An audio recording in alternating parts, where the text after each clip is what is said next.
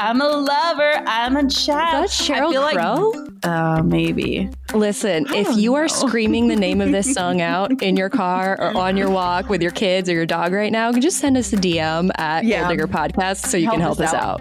Yep. Hey, my name is Jenna Kutcher, and I am obsessed with all things business, marketing, numbers, and helping you to navigate both the messy and the magical seasons of this thing called life.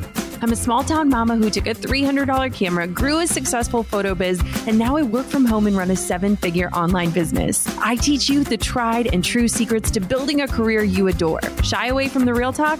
No way. Money, hardship, growth, loss, and marketing are all topics we discuss here. Think of this as your one-stop shop for happy hour with a gal pal mixed with business school. Pull up a seat, make sure you're cozy, and get ready to be challenged and encouraged while you learn. This is the Gold Digger Podcast.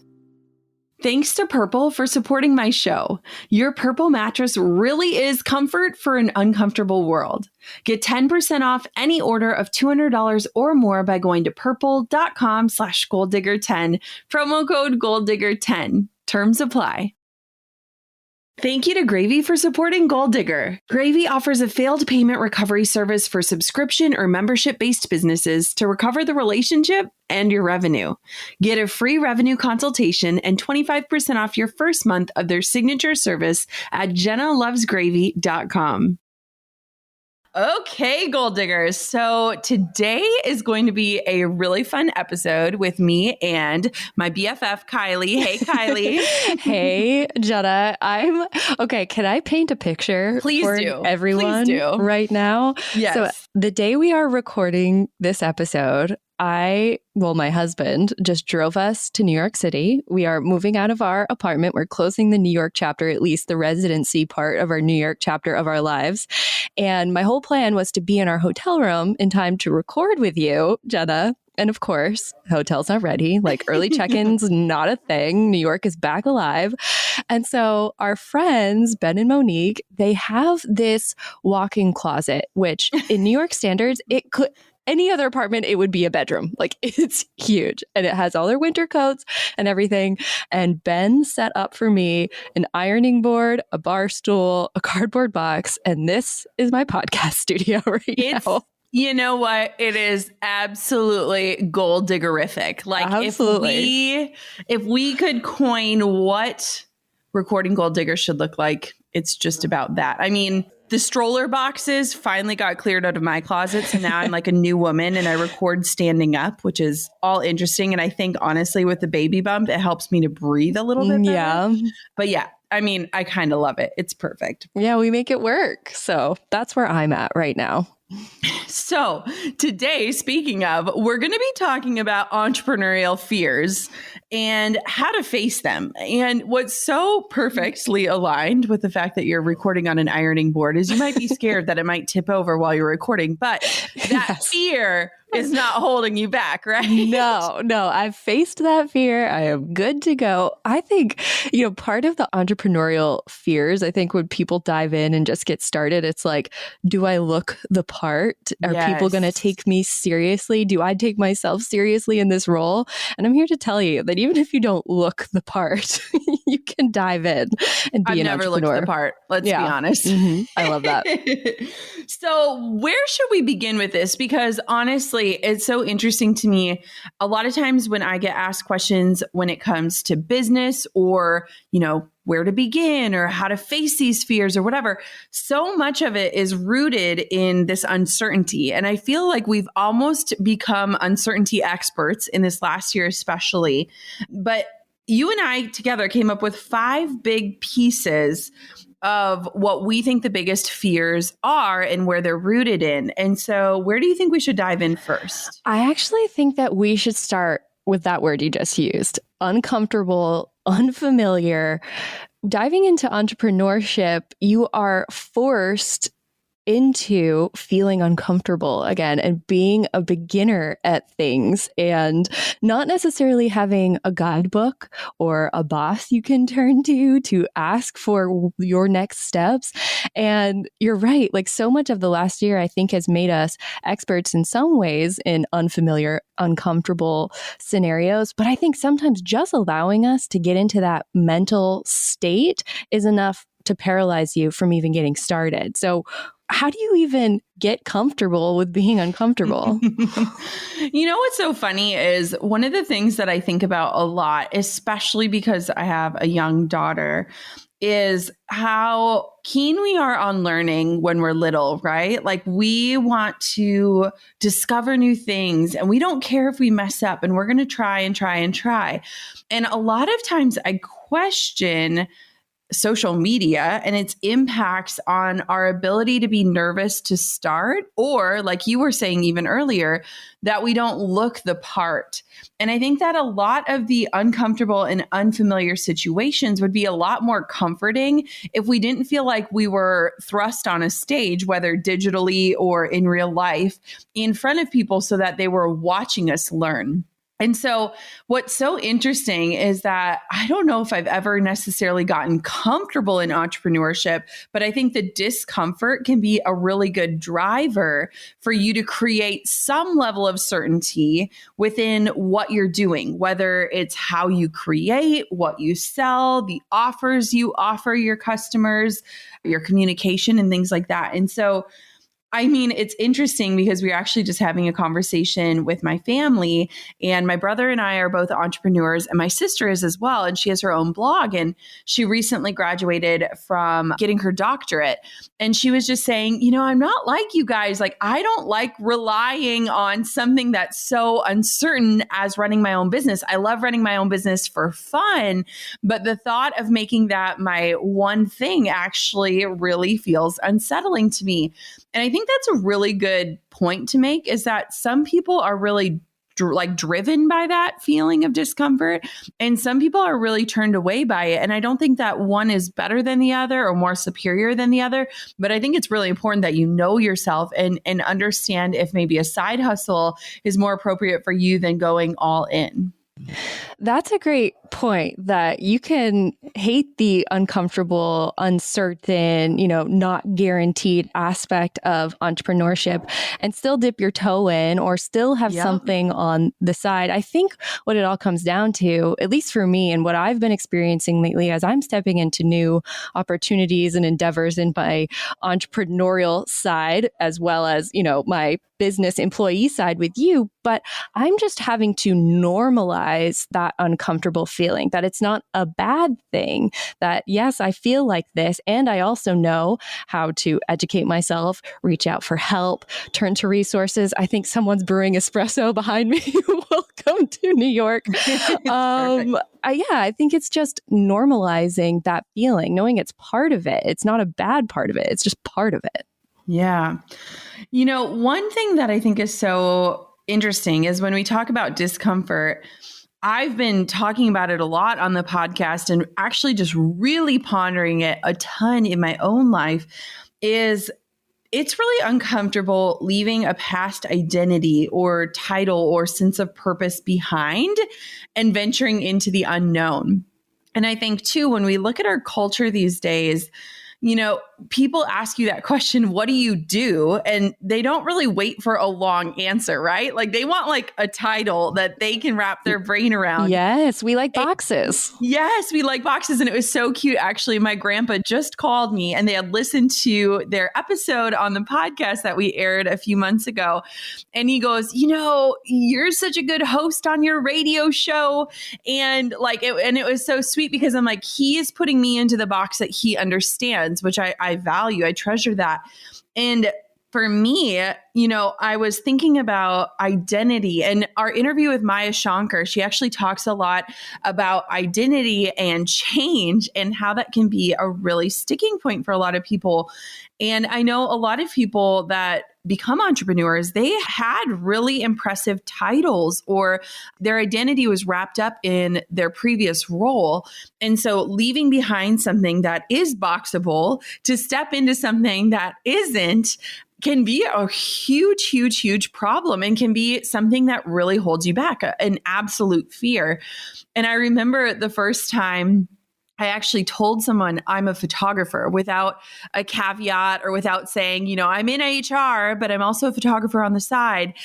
And just claiming that as a piece of my identity felt like the biggest step. And the funniest part is that it was to my dentist as she had her hands in my mouth. So I was like, Why do they always ask those questions? I know. And so, I think that identity can play a huge role for us, and more so the importance we place on that identity can really hold us back from stepping into new territories, because a lot of times entrepreneurship can be hard to describe, right?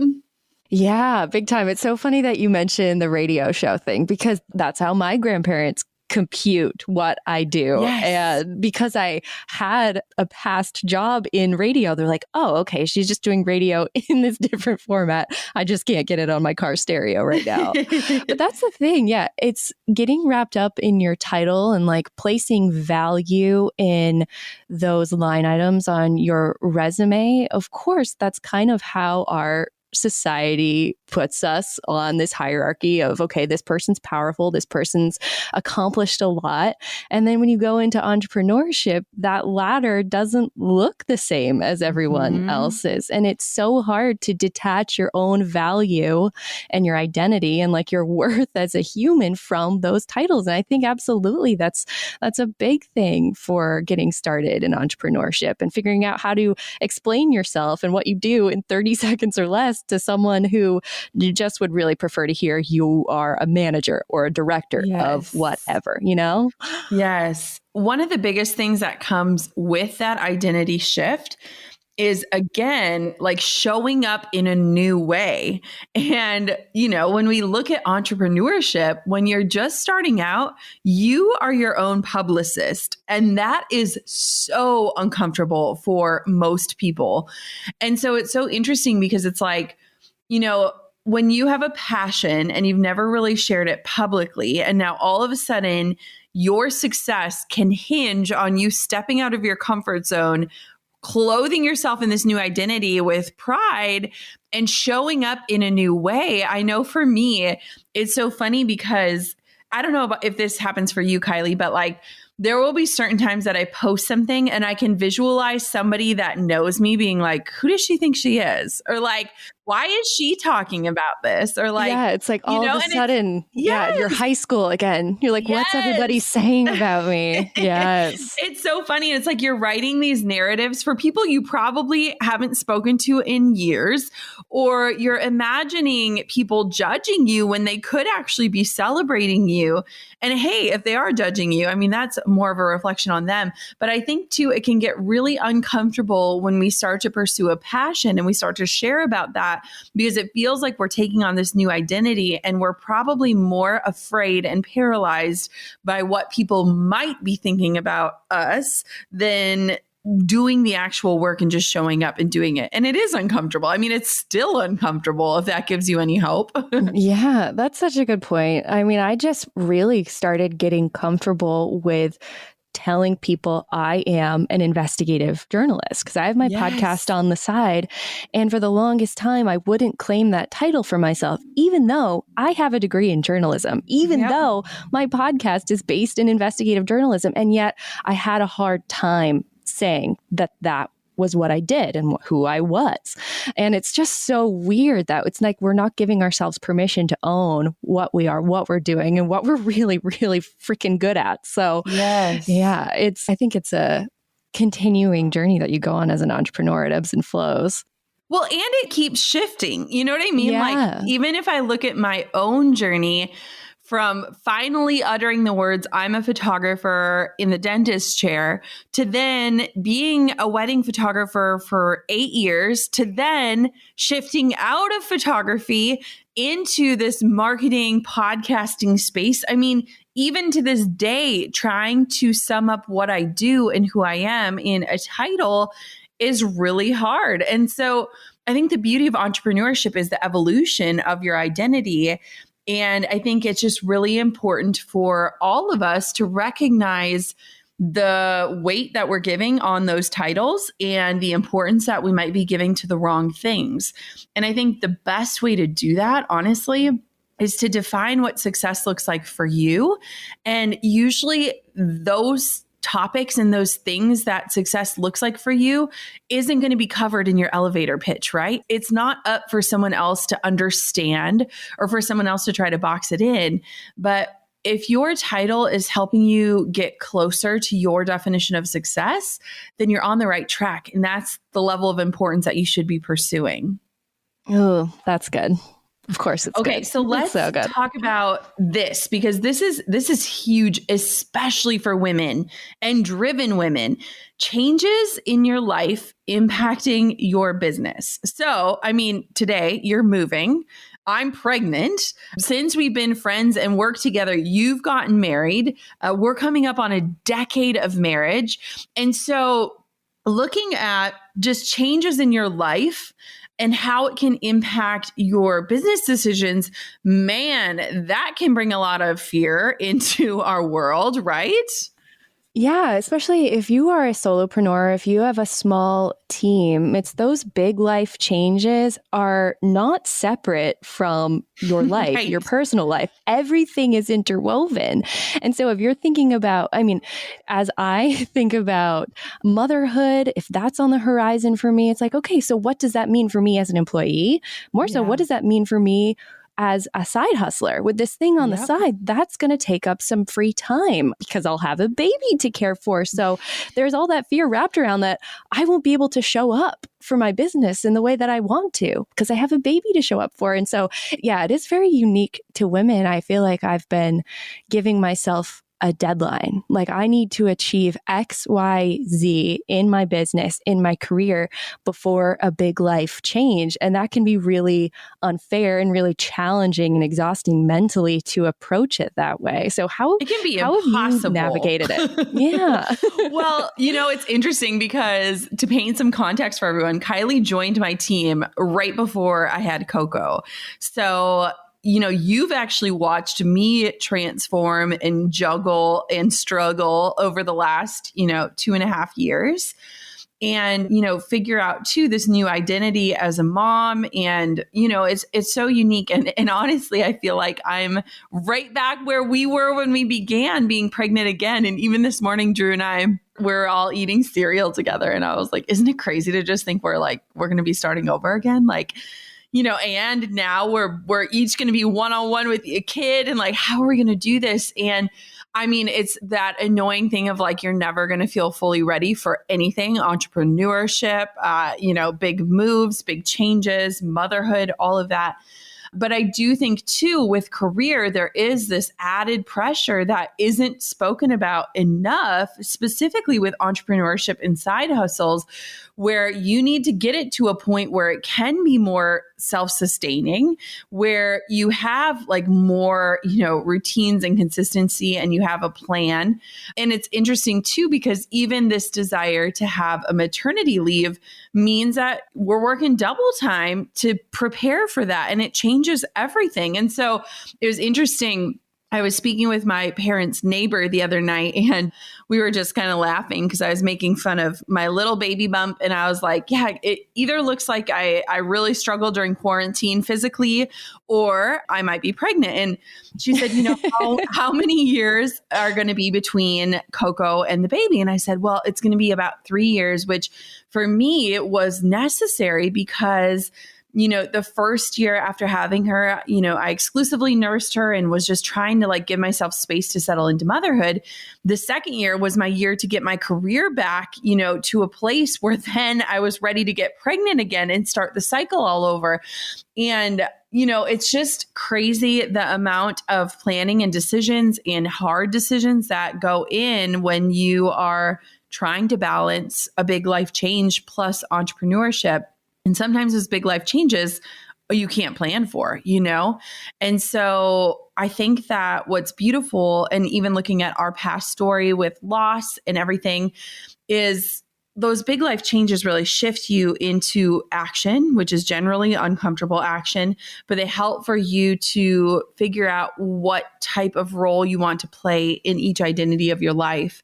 And for me, that's, motherhood and career, and how do I want those to look? And even in our season of struggle, I was able to really work hard to continue to build something that would give me the type of freedom in life that I wanted as a mother. And so it's wild because when we first were pregnant, I was shooting 30 weddings a year. And the second time we were pregnant, I was still shooting crazy amounts. And I was like, I can't do this once I have a kid. What am I going to do? And so it's important, even if you're in a season of waiting, no matter what that is, relationship, move, family stuff, whatever, that you can still be working. And that doesn't mean you need to be hustling, but that you can still be working towards that type of life that you want in your future. And I think that's a beautiful reminder for all of us. Forming and nurturing a strong relationship with my students is the tip-top priority in my business, and I'll do everything in my power to maintain it. Sometimes outside forces impact those relationships. I didn't realize what a failed payment could do to my student relationships until I started working with Gravy. Gravy offers a failed payment recovery service for subscription or membership-based businesses.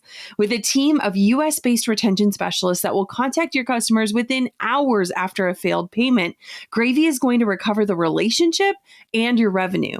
Gravy can recover up to 80% of your revenue and get your customers back on track. And it's a great way to protect and increase that customer's lifetime value. In the last 6 months, Gravy has recovered over $28,000 and saved 638 customers in my business alone. Contact Gravy at jennalovesgravy.com to find out how you can pull your failed payment data, discover best practices even if you don't sign up, and compare your metrics with industry standards. And for those who do sign up, Gravy is offering 25% off your first month with their signature service, Gravy Recover. That's jennalovesgravy.com. When you lay down to charge your batteries at night, do you wake up feeling 100%? Or do you feel more like your internal batteries are half empty as soon as you start your day? Maybe your mattress isn't supporting the restorative sleep you need in order to feel your best. The Purple mattress is completely reinvented. Only Purple has the Grid, a stretchy gel material that's amazingly supportive for your back and legs while cushioning your shoulders, neck, and hips. And because of how it's designed, the Grid doesn't trap air. Air actually circulates and flows through it so that you'll never overheat. I've seen the Purple Grid firsthand, and it truly looks and feels unlike any other mattress material. And that's the whole point. Purple's proprietary technology has been innovating comfort for over 15 years. Purple really is comfort for an uncomfortable world. Right now, you'll get 10% off any order of $200 or more. Go to purple.com/golddigger10 and use the promo code golddigger10. That's purple.com/golddigger10, promo code golddigger10 for 10% off any order of $200 or more. Purple.com/golddigger10, promo code golddigger10. Terms apply. I think that's another one of those entrepreneurial fears that we have to normalize, that it's not something we need to manage or organize ourselves out of. Like, it's very real and valid to have a fear around a big life change and how that's going to impact your business and vice versa. And so if you're feeling that, you're valid in that fear and know that everyone is standing there alongside you. Maybe it feels like you're feeling that fear in a silo, but it's so normal. And so it's not about eliminating the fear, but rather just facing it, knowing we're all walking through it as well. Yes. And I think too, just like you just said, walking through it and not just letting it paralyze you. Because I think no matter what change is coming, I mean, we're resistant to change as human beings. And so continuing to just try to make tiny bits of progress can help for you to navigate that and work towards what you're working, what you see for yourself in the future, whatever that looks like. Okay, so it's time for me to get a little selfish in this conversation.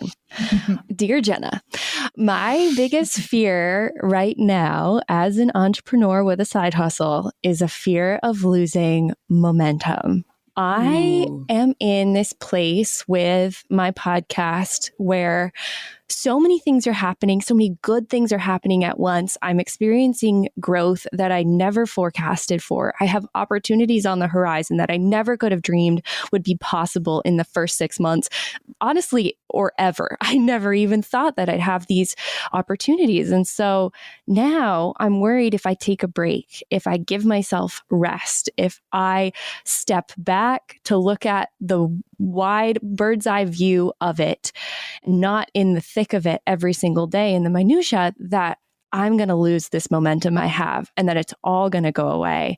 And so truly, that's what I'm facing right now. And I know that you'll have some advice for me. So I'll just sit and listen. Well, it's amazing because I'm so lucky to be invited in to what's happening in your world and to hopefully be some sort of a guide through those fears, because I felt them all. And I think a lot of people are feeling them. And it's really interesting, this idea of momentum, where, it's like kind of like when we think back to physics and it's like, an object in motion stays in motion. And I think there's beauty and truth in that. But I also think that it can create workaholism. It can create this hustle culture. It can create this fear of when I stop, everything stops. And I also think that with women, and I've had a lot of conversations around this lately, is that with women, we love to believe and write the story in our brains that our success is a fluke. Have you ever felt that? Yeah, I feel called out. Yeah. And I mean, honestly, though, here's the thing. It's not just you. Like some of the most successful women I know, when I've talked to them lately, there's this fear within us that, gosh, this wasn't supposed to happen for me, or I'm so lucky that I can't blow this one shot I've got. And what I've learned is that we don't just get one shot. There are 100 shots. There are shots that are waiting for us or for the right timing. And, I remember the feeling of, if I stop, my business stops, everything stops, and it's all gone. And that feeling really guides you to burnout. The only direction it takes you is to burnout. That's it. Yeah. Have you felt that? Again, here I am sitting on this ironing board, feeling called out. Yeah. What's so interesting about it, and what I am actually finally feeling at peace at in my own life around it, is this level of trust with myself. And this is what I wish for so many more women entrepreneurs is, listen to this. This is what I want for you to know, is that you have been smart enough to get to where you are today. And you have been intuitive enough to make the decisions that have guided you to the success that you found. And those brains and that intuition are not going anywhere. They're a part of you. They're who you are.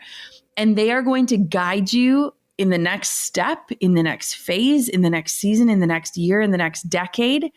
And so when you can fully trust in your ability to figure things out, to start fresh if that's needed, to make the right decisions, to honor your talents, to define your own version of success, then you have nothing to fear when it comes to momentum. It's okay to pump the brakes and know that you can hit the gas pedal in the next year, month, week.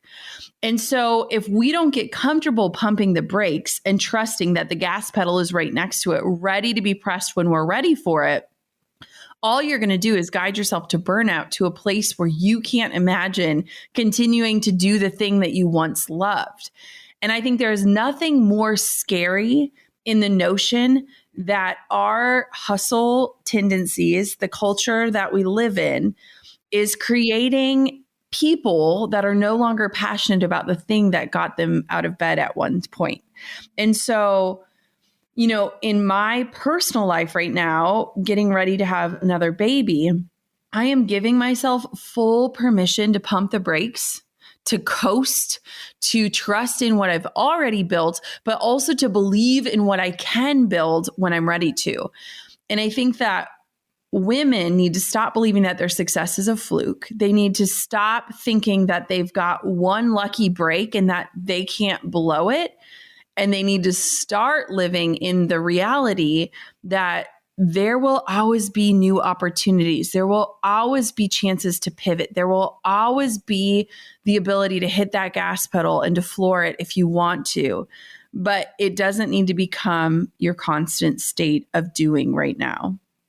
Well, you just granted me so much permission. And, I'm truly walking through that season right now. And I just value everything that you're able to speak into my world, both during these conversations and like when I Slack you whatever I'm working on. And I'm like, this isn't work related, but I need help. And you're always there. Well, and here's the thing is that it's so funny because watching you navigate this, it literally just brings me back just a few years. I'm not that far removed. And it's funny because the things that we feel that are so shiny and fleeting are usually the things that benefit other people that aren't aligned with our mission or what we've set out to do. Yes. But because they're invitations brought on by other individuals, we feel this pressure to, one, become a yes girl, to not let other people down. But two, we wonder, will those invites still stand if I say no today? And it's so funny because a lot of times when I look at the mistakes I've made, because Lord knows I've made a million, the mistakes I've made are usually rooted in making decisions that involve other people because I don't want to let them down, or I don't think that invitation will still stand. But think about it. It's like if somebody's asking you to do something or be a part of something and they're not going to be there a year from now when you've grown and learned and become even more successful, then that's not a good invitation to begin with, right? And so it's interesting to me because I think a lot of times where we go off course the most, where we veer from our original mission or what we define as success, it usually has to do with other people and things feeling shiny or fleeting. And the good things in life and the good things in business are neither shiny nor fleeting. And I think we just got to remember that and trust that. That's so helpful too. I feel like I'm getting a little bit more savvy in understanding and reading between the lines of some of these invitations that come my way. I definitely think it's a skill that's developed when you realize that if someone wants a piece of what you're building right now, it's because it's valuable to them and not necessarily 100% in your best interest. And so I think that's permission enough to pump the brakes and really consider saying no to something that isn't 100% yes. So yes. Thank you for that. Okay. So there's one really like pragmatic, realistic fear that comes with full-time entrepreneurship. And I have a feeling I know what your advice is going to be here, but I'm asking you the question anyway. So when you become an entrepreneur, all of a sudden, you are the sole person responsible for your livelihood or your family's livelihood. We're talking saving for retirement, providing healthcare, figuring out how to pay taxes, just all these things that were more or less a form you had to fill out for HR in your job. Now, you're not only filling out the form, you are HR and you're figuring out where all that information has to go. So what are like some approaches to understanding that fear and preparing yourself to face it when you know you are the sole person responsible for feeding and clothing and housing yourself? I mean, okay, answer me this. Do you feel grown up? Because I don't. No. Oh, no. It's funny because all of those topics remind me, like when I hear them at first, I'm like, oh, when I'm a grown up, I'll figure that out or whatever. And it's like, do we ever? I mean, I feel like we're still children in like adults' bodies. Oh, yeah, big time. Yeah. So first off, I think it's such a rational and realistic, and I think it's smart to be thinking about these things. My mom recently sent me my personal budget from 2010. And it was so cool to actually see it because before I had graduated college, I had to take a personal finance class, which if you are still in university or have an opportunity to sign up for some sort of class, sign up for a personal finance class. I wish that it was a requirement for everyone to take. But looking at that budget, it really made me smile because I was literally budgeting for everything. I mean, I'm talking if I wanted to go to a movie, that was in my monthly budget, and student loans and all of those things. And, when I created that budget, it was when I was, accepting an entry-level salaried position. And so a lot of those things were taken care of for me in terms of health insurance and 401k and all of that kind of stuff. And let's be honest, I still don't fully understand 401ks and all of that stuff. But thankfully, I have smart people in my life that help explain that to me. Yeah, I think that's the key thing. It's like when you're all of a sudden on your own, find experts who can help you. Yes. I'm like, Roth IRA. Okay. Remind me of what that one is and how it's different from my 401k. And Talk to me like I know nothing because I don't. Yes. And that's the thing too, is it's like, we are not meant to be or become experts in every piece of running a business. And I think that's where a lot of people get it wrong, is that in order to, start their own business, they think they've got to figure it all out themselves. And I actually just sent my accountants an email the other day and said, like, happy decade of working together, because I sought them out while I was still working my entry-level job and had made $0 in my photography business. And I sat down with them and I was like, walk me through this. What does this mean? Am I an LLC or a sole proprietor? What do I file? How do I do this? How do I prepare for taxes? And so getting the right people in your life to help you through that and looking at all available options for you. And I will say that one of the best things that I did, and I was actually just telling a friend this because they're making the leap into entrepreneurship, is I said, really look at what your monthly expenses are, like get super honest with yourself and save as much as you possibly can. Like, don't expand your lifestyle to fit whatever you're seeing in your business. If you're growing, let that just become this cushion for you that gives you confidence. And that was like the best thing that we ever did. We lived off of $50K from my business for years, even when it had, 2x its income and was making six figures.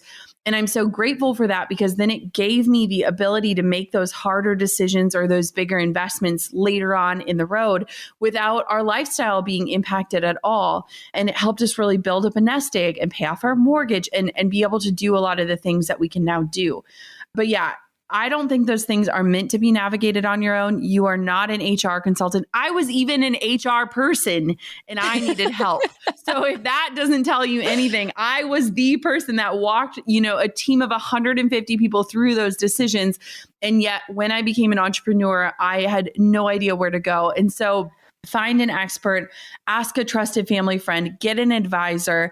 I have only learned that when you can invest in things like accountants or financial advisors, they will save you the money you're investing in them, whether it's immediately or down the road. And so set yourself up for success there, and be prepared that if you have parents or elders in your life, those will be the questions that they're going to ask about when you tell them that you're going to make the leap.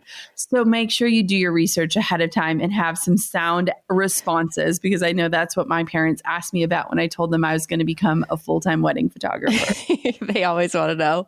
Yeah. It's so funny you mentioned that you worked in HR and then you jumped to entrepreneurship and you still needed some help in that area. My first job out of college was being a spokesperson. It was called the Young and Free Maine spokesperson. And I was educating other 18 to 25-year-olds about financial wellness and financial literacy and how to balance a budget. Talk about imposter syndrome. Right. I'm 22 trying to teach people how to make a budget. Are you kidding me? It's hilarious because Drew was actually licensed in insurance. He had a little stint where he thought he was going to sell insurance. So he did all the exams. We still had no idea, especially when you have unique situations. And I think entrepreneurship really brings upon unique situations. Get some help on that stuff and get a solid footing, because all of those decisions give you confidence to keep moving forward. And I think that having that confidence makes it feel more legit, makes you treat it more legit, but also gives you that security and safety that can be afforded through entrepreneurship if you get the right people on your team and you have the right planning in place, which is awesome. Absolutely. I can tell you from personal experience, just having a relationship with an accountant, an attorney, having someone that you can email when those questions pop up just gives you so much more confidence, because they will. And they won't hold you back when you have them. So, wow. So that's 5. We tackled them. We did. It's interesting because fear is always this indicator in your life. And I think that fear can be the thing that propels you forward, or it can be the thing that paralyzes you and holds you back. And I think that fear is this signifier for us, and it's not meant to be something that's constantly pushed through. You know, I think there's like those quotes like, feel the fear and do it anyway. And I think that, you know, in some instances, absolutely, that's what's required of us to make progress and to move forward. But I also think it's an important invitation to get in touch with your intuition, to understand if that fear is just because you're worried about something that might possibly happen, or if it's an indicator that maybe something isn't the right fit for you, or you're going in the wrong direction. And so I always think about fear being like a co-pilot on the journey, and I'm just not letting her take the wheel. She can guide me and direct me, and she can be my little Garmin and course correct along the way, but I'm also not going to let her into the driver's seat and to take control. And so fear is not something that you're going to get rid of. It's not something that you can remove from your life, or that you just need to work past or get more in touch, you know, with your manifesting self. But it also can be a strong signaler if you allow it to be, and it can help for you to just get better at being quiet with yourself, to ask yourself those questions. What is the fear telling me? Where do I go from here? How do I make the next best decision? How do I know when it's right to push through, or when it's actually telling me that I'm going in the wrong direction? And I think that's all a part of the learning experience of being an entrepreneur. And it's all skills that will be refined over time if you give yourself the chance to refine them. If fear is your co-pilot, what song is she putting on the playlist first? Oh, Lord, help us. Something terrible. Something terrible. Skip immediately. I'm thinking like a Pink song. Like, I feel like Pink has that one song that's like, I hate the world today. Wait, no, who sings that? Natalie Imbruglia? You're so good to me, I know, but I can't change. Okay, Concert by Jenna. It's that one that's like, I'm a bitch. I'm a lover. I'm a child. Is that Sheryl Crow? Maybe. Listen, if you are screaming the name of this song out in your car or on your walk with your kids or your dog right now, just send us a DM at Gold Digger Podcast so you can help us out. Yep. Well, regardless, it's that song, and I'm ready to change the dial onto something more empowering. I love it. Oh, Gold Diggers, thank you so much for joining us for another episode of the podcast. I hope that you enjoy these candid conversations. We have so much fun recording them. And until next time, keep on digging your biggest goals. I'm over here giving you a virtual high five because you just finished another episode of the Gold Digger Podcast. Did that go by way too fast for anyone else? If you want more, head over to golddiggerpodcast.com for show notes and all the discount codes from today's sponsors. And if you're looking for a new crew of movers and shakers like you to bounce ideas and ask questions, be sure to join my exclusive community for Gold Diggers on Facebook. The link's waiting for you at golddiggerpodcast.com.